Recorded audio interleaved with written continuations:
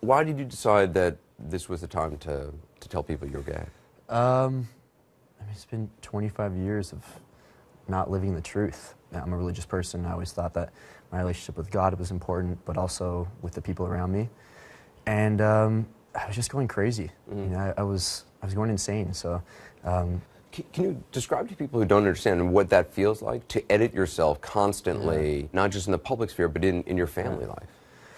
Well, I think for professional athletes especially, you try to live up to the stereotype, you know, of this macho athlete. So for me, I was always, like you said, trying to keep myself in check, making sure that I was this straight footballer, soccer player. I wouldn't raise any questions. And, you know, I went through the motions of having relationships and trying to convince people that I was straight. And to be in the locker room, to be in this, you know, hyper masculine atmosphere, I guess you'd say, and to hear people using derogatory terms against gay people, your friends using these terms. What was that like? Yeah, at times, you know, it's a joke or whatever, but there's times it becomes quite malicious. And that's when, you know, you are scarred a bit. And that's when you're like, okay, I'm never coming out now. Even coaches using the term. Yeah, coaches. Yeah, in England I've heard coaches using it, and at times I felt really bad for them, and other times I was just like, I wish, like, you know, I could just do something right now to this dude. Did you internalize that when growing up?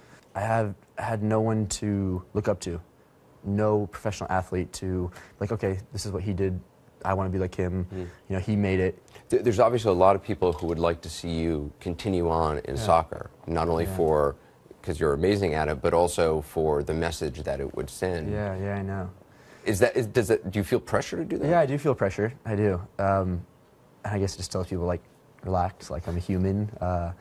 I love soccer. There's, you know, a good chance that I might come back to it. But, you know, I need a few months to chill out, hang out with my family, and go surf in California and just relax. What was the reason for stopping playing? I felt like I couldn't play and come out. I thought it would be too emotional for me. It would be a circus. I just thought it was going to be really difficult. So I'm happy. The impact on the team? The impact on the team, with the media, and then trying to perform, you know, in a professional sport.